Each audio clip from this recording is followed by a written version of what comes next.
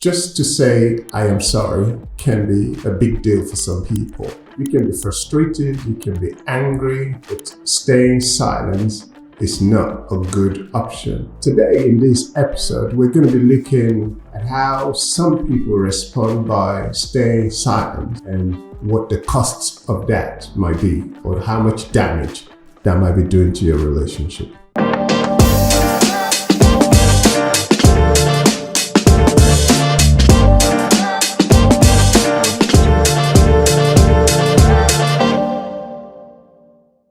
Welcome to Relationship Real Talk. We are your hosts, Mary and Julius Eniolu. On this show, we talk all things relationship, always keeping it real. Now, before we get started, just want to say, if you have not yet subscribed, what are you waiting for? Hit that subscribe button so you don't miss an episode. Those two words, I am sorry, or is it? I suppose it could be 2 or 3, depending on how you say I'm sorry, or 3 if you say I am sorry. They're very small, but very powerful words. Yeah. I mean, just those can diffuse real serious tensions. But some people, like you say, do really struggle. Just say I'm sorry. And so today we want to explore why. What is it that prevents people from admitting they're wrong, maybe, or being able to say I'm sorry? And what are the effects of that on a relationship? And we're not just talking about love relationship, we're just talking about relationships generally. Yeah. So this could be in your family, with your siblings, with your parents, with work colleagues. Those words are so important. And the first thing that comes to my mind is just pride. Yeah. Pride and ego is just a massive one, because you don't want to admit that you were wrong. You know, I kind of am looking at this differently again. And the reason for this is I don't even think we've arrived at the who's right and who's wrong just yet. Because if somebody comes up to you and say something you did or said upset them, that's neither right nor wrong in the sense of I'm right or wrong. I think something that we might be overlooking is there is somebody who is hurt by what you did, right? And the first thing you need to do is I apologize if it made you feel that way. Now, I hear what you're saying, and that is a good stance to say whether you feel like you've done something right or wrong is irrelevant in that respect. Just yet. For that moment. Yeah. Acknowledge the other person, empathize with them, yes, and make them feel better by saying, I'm sorry you felt that way. Yeah. And I suppose that could be a good thing, but it could also be, I can see where that could be problematic as well. Because I'm just putting myself in that person's shoes. If I say, and this happens to us, because sometimes you say to me, you're sorry, and I say to you, don't tell me you're sorry. What are you sorry for? And I'll ask you the question, what are you sorry for? Because for me, I don't just want you to tell me you're sorry just to placate the situation. Well, but that's not what you're doing when you say, it doesn't, I mean, I'm kind of broadening it as much as possible. It could be at work, for example. The way you wrote that email, I'm sorry you felt that way. I'm not even admitting I'm right or wrong here. I'm sorry you felt that way. That was never my intention. However, now you start defending why you sent that email. Yeah. Like I said, in some instances it works. Yeah. In that scenario, for instance, it's clear what the issue is the way you wrote the email. But in other scenarios, it might not be that obvious. If somebody is upset with you and then you're going, okay, so the last episode we're talking about the silent treatment, right? Yeah. So maybe I'm giving you the silent treatment and then you're going, why are you angry? And I go, I'm not angry. You know I'm angry, but I'm saying I'm not angry. And then you go, well, I know you're angry. Okay, I'm sorry. And then I go, what are you sorry for? Because to me, that your sorry is just to avoid the silent treatment. Yeah. So in that scenario, I don't think it's necessarily the best way to deal with it. Yeah. The best way to deal with it is to find out what is upsetting the person in the first place. Yeah. If you now offer the apology at that point, then it becomes acceptable. Yeah. I think the point is, don't just say you're sorry for the sake of saying it, because then it loses its meaning. Yeah. But going back to why some people might be reluctant to say it, I think ego, and you're right. There's some instances where you don't even need to be worrying yet about whether you were right or wrong. You just need to acknowledge how the other person is feeling and communicate that you're sorry they feel the way they're feeling. But even then, ego will prevent other people from being able to say they're sorry, because immediately, the minute they say they're sorry, they translate that to mean I am taking blame. There's something wrong with me. I've done something wrong, and they don't want that. Yeah. Ego, you're right. It could be an ego issue. I would say it's a maturity issue. Well, people who are egotistic are immature. Yeah, it's a maturity issue because nothing so far in this scenario is about you. It's about it. It is right now about the other person. They're communicating to you the way you made them feel. Protecting self is the wrong thing to do because we're talking about the other person. So it takes a level of maturity to be able to shift your poise from focusing on self to give the other person attention. So if you can do that, then you're halfway to maturity level that will enhance your relationship, because from experience, rather than it weakening, how you're perceived, it strengthens. I think that's another problem. That's another reason some people, because we're talking about why people hesitate to say they're sorry. Yeah. And we're going to talk about the consequences as well. But that's another reason. People see it as weakness. Yeah. They see you saying I'm sorry to mean I surrender, I'm subservient. Yeah. But like you just said, it's actually a strength. It's a strong person that can say I'm sorry. Yeah. So it's a strength. But for some other people, it might be because of their personality, they don't like criticism. So they feel like if I'm saying I'm sorry, then I'm admitting that I didn't quite do it right. I don't want to admit that I'm not right. Yeah, So if in that case, it might not even be the ego. It might just be they see themselves as perfectionists, and so they consider that to be a flaw. Yeah. And they don't want to admit that. Yeah. We all know we are all flawed to different levels. We're all work in progress. There isn't a perfect person. Therefore, perfect acts are rare, right? So when an imperfect action is picked up, it's not an indication that you are structurally weak or inferior. You just go. It might just mean you made a mistake. Yeah. We all make mistakes. It might just be simply you made a mistake. Yeah. So just own it. Just own it and move on. And like I said, before, I think it's important to put the other person, to prioritize the other person, prioritize the way they feel rather than you trying to protect yourself. Because when you're protecting yourself, you've clearly indicated that you hurt them, but you weren't listening. And it even makes it worse for the other person, because now it's like double jeopardy. Yeah. They were hurt, they're trying to express it to you, you're disregarding it, maybe making excuses, maybe laying blame, because that's something some other people do. They start to say, oh yeah, but you did this, that's why I did that. It just makes it worse for the other person, because like you say, you're not prioritizing them, you're prioritizing yourself. But something else, this is particularly in a work scenario, something else that could stand in the way of people just saying I'm sorry. They're worried about the consequences. They're worried about what else will you now blame me for? Right. Where will that lead me? So let me give a scenario. So maybe you go into a shop, you want to buy something in a shop and the shop assistant didn't serve you properly, or maybe there was something wrong with the product and you take it back into the shop, or maybe something just went wrong. And instead of the shop assistant listening to you and just saying, oh, I'm so sorry that happened, they're trying to, again, like you say, preserve themselves, preserve the organization. I don't want this person to sue me. I don't want this person to complain. And so they don't say they're sorry, which even makes you feel worse. Yeah. Because for most people, when they're complaining or they're highlighting something,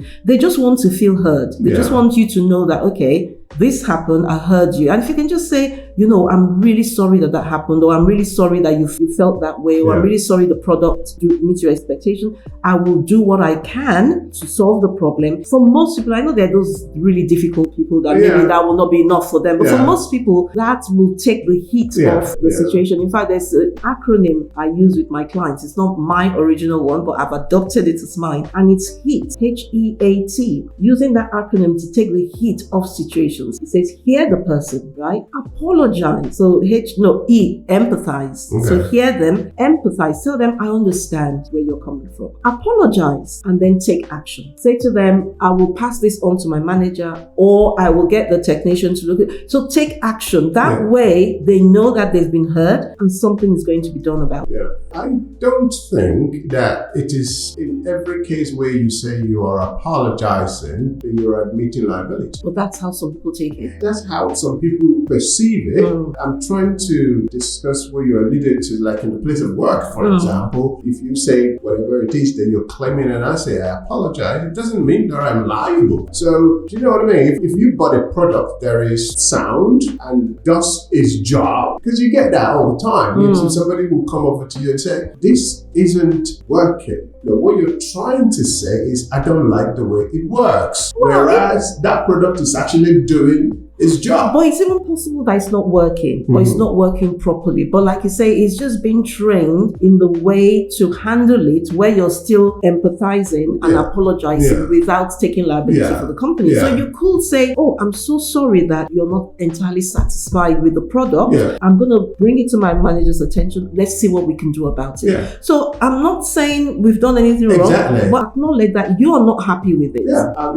And that's the point I was trying to make. So don't be afraid to say, I apologize, or I understand the way why you feel that way, or even to go all the way and say, I am sorry you feel that way. None of those has made you liable to any claim that they may have in mind. And like you said earlier, it's not everyone who brings an issue that is going to make a legal claim or something like that. They're just expressing the way they feel about it. And you just need to be wise and get proper training. But tell us what you think. What do you think? Do you think there's ever justification for withholding your apology? Do you think it's okay to lay blame if there's blame to be laid? Because sometimes there will be blame to be laid, but is it okay to do that? Or is it okay to just apologize and then deal with the other issue as a separate thing? Let us know what you think. Because one of my mentors says, don't ruin a good apology with an excuse.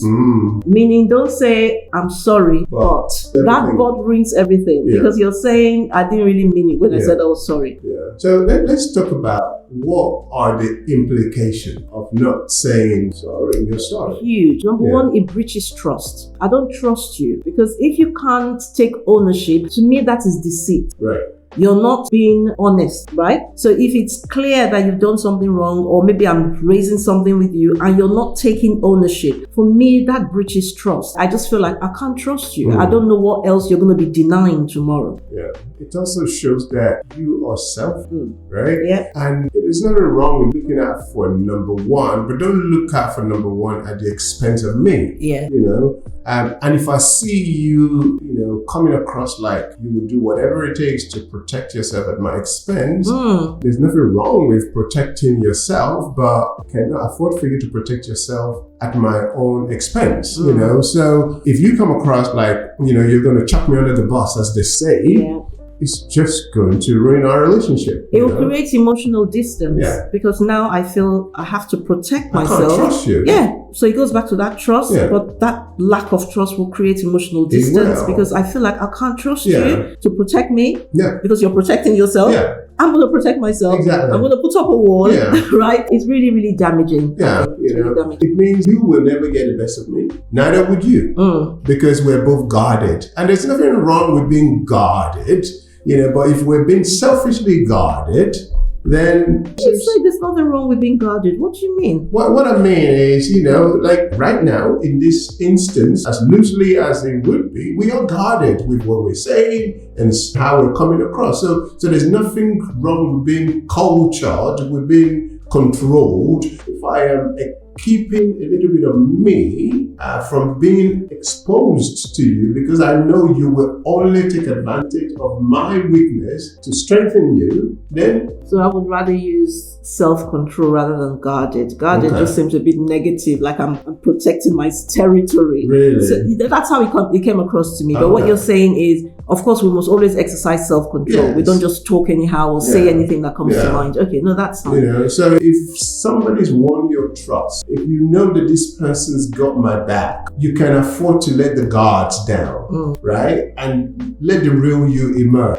But when you feel or this person to always want to chuck you under the bus or to take advantage of what is perceived to be a weakness, really, you're just going to put up an act. You will. And it causes small issues to become big issues. So something where you could have just easily said, I'm sorry. Now it festers beyond a day, 2 days, 3 days, now having this whole conversation. So the conversation even shifts from what you did initially to the fact that you allowed it to fester for 2 days, and maybe the annoyance that now caused and all of that. It just escalates things unnecessarily. So an apology delayed is a wound deepened. Just remember that. An apology delayed is a wound deepened. Saying you're sorry early just diffuses things, and then you can deal with what needs to be dealt with. You can talk it over and you can move on. Absolutely. But we would love to hear from you. I mean, what's been your experience of this? Are you one that is quick to say you're sorry? Maybe even to the point where the other person is now saying, I don't even appreciate you anymore, because you just say you're sorry for the sake of it.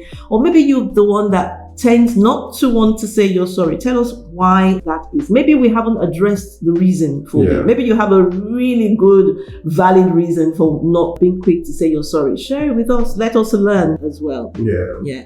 But let's talk about the wrong way. I know we touched on it earlier. The right and the wrong way to apologize. I think that's really important. I think you should apologize genuinely. You should apologize genuinely. And it comes across in the way you say it and your body language. For example, somebody is just telling you how they feel. You know what? I know where this is going. So you interrupted them. I know where this is going, and I'm sorry. They're going to feel unheard. Exactly. Well, it's not a case of they feel unheard. They're unheard because they've not even finished what they were saying. And you just think by saying, I'm sorry, that will be the end of it. So it was never intended to be an apology. So what you're saying is actually listen and acknowledge what they're saying. That's the point I was making earlier. Where people are too quick to say they're sorry, that causes the other person to ask, what exactly are you sorry for? Then that's what it's suggesting, that you don't really know what the problem is here. So how can you really be truly sorry? If you didn't know what the problem was and you waited for me to bring it to you, it showed that you did intentionally. See, it's all wrong not to listen to them. It's just completely wrong. Yes. You're digging a hole for yourself. Well, okay. So it's best to just hear them out and sincerely apologize. Yes, so acknowledge what they're saying and then apologize. But when you're apologizing, like we said before, don't put that word "but" there, because then you shift the responsibility back at them. You're denying the responsibility. But also don't lay blame. Don't try and make excuses for what happened, or try and qualify the apology by saying something like, that's what you always do. Kind of thing, I'm sorry. I'm sorry it upset you. You always seem to get upset every time Words are powerful. Words are powerful. I'm sorry it upsets you. You always seem to get upset every time I do that. So that's not a real apology. That's not a real apology. An apology has to be sincere. It has to be sincere. It has to be heartfelt. Otherwise it's not an apology. So half an apology is no good apology. Acknowledge it, take ownership, express your genuine apology for what you did, not just for how you made the other person feel, because that's another one. When you say, I'm sorry if you felt like that. Again, it's all in body language. So even the way you said it just now, I'm sorry you felt like that. Because then you're shifting it back at them. There was nothing wrong with what I did. It's just the way you perceive it, right? So that could be problematic. You're touchy. You're sensitive, you're oversensitive, and all of this. Somebody might be saying, but what if they're truly oversensitive? They may be truly oversensitive, but just apologize in that moment and deal with the oversensitivity at a different time. They're going to be more open to hear what you're saying about them being oversensitive when it's completely different conversation than the one of them telling you you've upset them, and then you're trying to combine both of them. Absolutely. But the other thing I think is quite important is express your intention to do better. And mean it. Otherwise, it will just keep repeating itself, and then you default, or you have that danger of the other person thinking you just don't mean it. How can you mean it and say you're sorry every week and you keep doing the same thing? You keep doing the same thing. So maybe go beyond expressing your desire to do better. Actually do better. That's what I mean. So express it and mean it. And actually make the effort to do better. Otherwise, it takes away the weight of the apology. The other person feels like you don't really mean it. You're just saying it just to smooth things over. And if you're at the receiving end of an apology, I would say appreciate every good move. I appreciate every good move, because some people just make it very difficult for you to say you're sorry. Because when you say you're sorry, what are you sorry for? Why are you sorry? Why did it take you this long to say you're sorry? Why did you wait for me to bring it up? If you really knew you was, I was like, oh my God. So just see, again, it's every it's a skill. I appreciate the fact that they are actually saying, I'm sorry, because it takes a matured person to say, I am sorry. They are not easy words to utter. They're easier for some people. I mean, I have to give you credit. For you, it's always been easy to the point where, yes, I had to say to you, stop saying you're sorry. Don't just say you're sorry for the sake of it. Tell me why you're sorry and why does it keep repeating itself. So for some people, it's easier. It might be upbringing. Who knows? It might be upbringing. It might be personality. Some people are more ego-driven than others. Some people don't have any ego streak in them at all. For others, it might be this thing of, I hate being criticized. I always want to be right because I always want to do things right. So all of that goes in the mix. But what we're saying is it will damage your relationship. So if you're that person that struggles to apologize, one tip I would give you is separate the person from the action. Separate the person from the action. It doesn't mean you're a bad person. You just did something that upset somebody else. And what you're sorry for is for what you did. You're not sorry for being you. You're not you're not a sorry sword. You're not a sorry case. You're sorry for what you did. So separate the person from the behavior. That might make it easier for you to be able to apologize.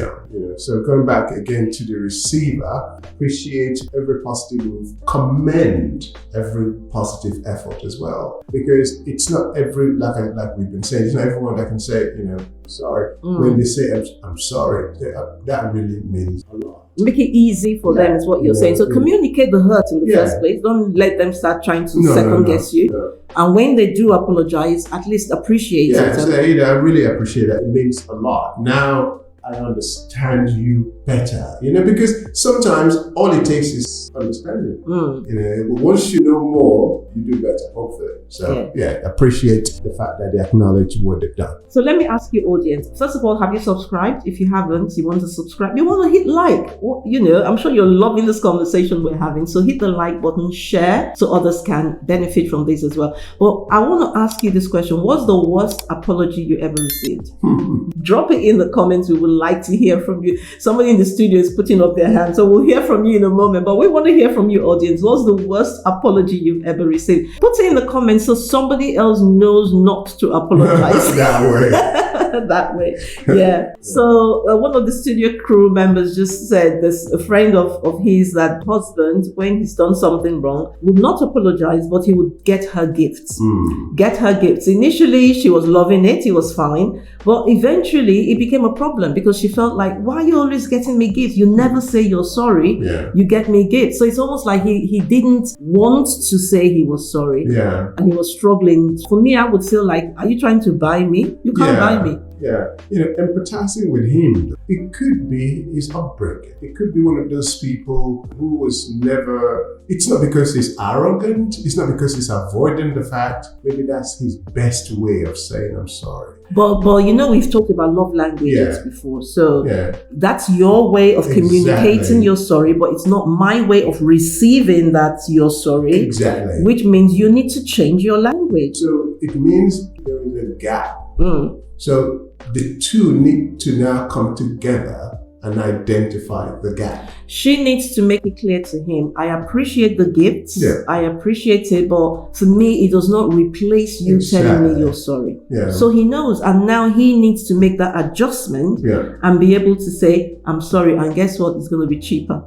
It's going to be much cheaper. It's going to be cheaper than buying the gifts. And better received as well. Well, if that's what she wants. But you know what? If it was me, I would still want both. I would want you telling me you're sorry and then follow it up with a gift. Absolutely. Absolutely. We're going to end this program. Drop one last question. Should you forgive someone even when they haven't apologized? Should we do another topic on that one completely? But you tell us. Before we have an episode dealing with that, tell us in the comments what you think. Should you forgive someone even before they apologize? What do you think? For now, we're going to call it a day on Relationship Real Talk, where we talk all things relationship, always keeping it real.